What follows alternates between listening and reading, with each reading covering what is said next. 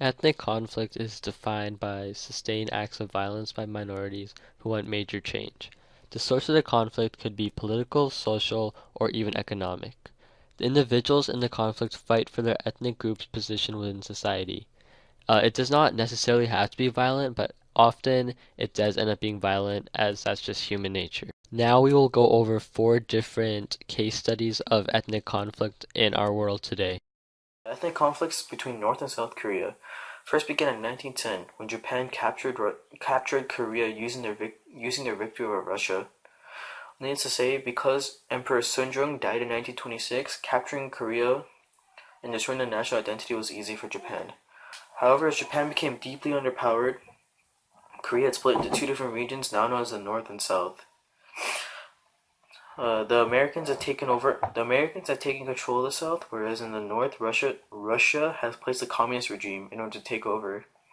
It wasn't until 1950 when the North decided to launch a surprise attack on the South in order to capture more land. It first began in 1950 when Stalin demanded the North Korean communists to invade South Korea in order to capture the capital known as Seoul and increase the spread of communism. It wasn't until the North had captured most of South Korea when the UN had sent in soldiers. After almost 3 years of combat and 55,000 casualties, the war had come to an end because North and South Korea decided to sign an armistice. To this day, it is widely regarded that North and South Korea are still in conflict, constantly making accusations to each other, and with the introduction of the demilitarized zone, people say it is likely that violent conflict between North and South Korea will arise once again. Throughout history, Muslims and Hindus have coexisted in a very fragile manner in India, with violence breaking out multiple times. The relation started as Muslim expansion into India threatened the Hindu way of life. In the early 1900s, the tension between the two groups played a very important role in the partition of British India.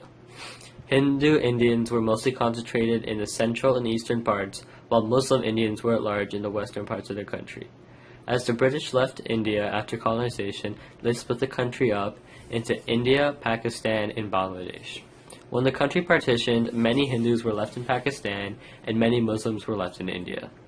Over 14 million Muslims and Hindus were displaced during this time. Many of these fell victim to violence by the opposing ethnic group while attempting to migrate to the Muslim country of Pakistan or the Hindu country of India. It is believed that 200,000 to 2 million people died in the genocide by both groups. The drawing of these boundaries messed with the rather delicate balance of Hindus and Muslims, causing mayhem to ensue. Ever since then, Muslims and Hindus have had a very tense relation. There have been a number of terror attacks against Muslims by Hindus and vice versa. One example is the 2008 terror attack in Mumbai by an Islamic group where over 500 people were killed/injured. Attacks like these are quite common and are a point of controversy. Another point of controversy were the riots in Mumbai where Muslims were provoked by the destruction of a mosque. This led to them burning Hindu construction workers, which really pissed off the Hindus. So the Hindus backlash with multiple attacks against Muslim neighborhoods, just like the ones seen in Slumdog Millionaire. Throughout history, these two groups have had lots of conflict and will continue to have conflict over issues like Kashmir. Our next case study is about the Rwandan genocide, which occurred as recent as 1994. With civil war already going on within the country, conflict emerged between Rwanda's two ethnic groups, the Hutus and the Tutsis. Some background information. Rwanda is located in East Africa, surrounded by Tanzania, Uganda, Burundi, and the Democratic Republic of the Congo. As mentioned before, the two ethnic groups of Rwanda are the Hutus and the Tutsis. Hutus make up the majority of Rwanda's population at about 85%, while Tutsis make up the remaining 15%. Despite being the minority, however, Tutsis were thought to be a higher class in society than the Hutus. So what started all this? In April of 1994, a plane carrying Rwanda and Burundi's presidents was shot down by an unknown source, killing all aboard the plane. Immediately after the incident happened, Hutu extremists called for action, demanding the deaths of all Tutsis. They did so primarily through the power of government positions and the radio. Over the next 100 days, nearly 800,000 Rwandans were murdered, most of them being Tutsis.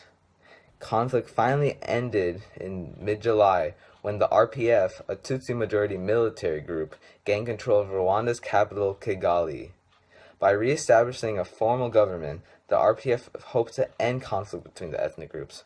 However, due to fear of their actions, nearly 2 million Hutus fled the country to the neighboring Congo.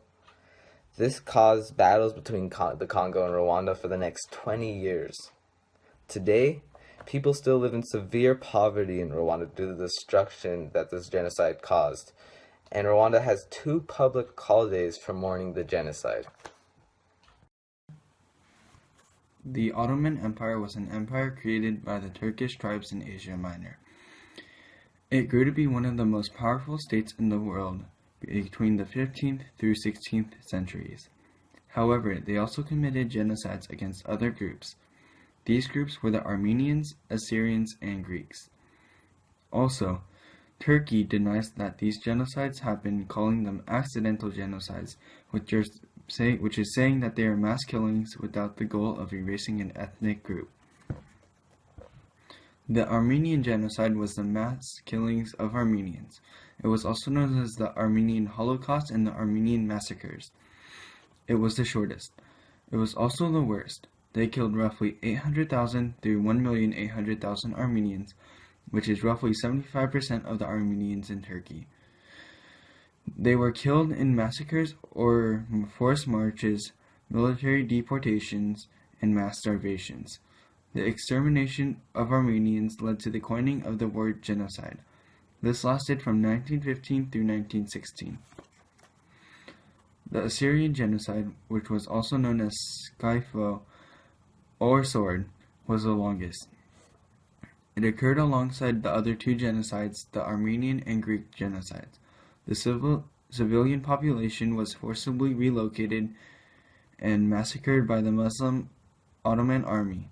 However, unlike Armenians, there were no forced deports or standardized attacks. They attacked in random massacres. In some cities, men were killed while the others were allowed to flee. This lasted from 1915 through 1923.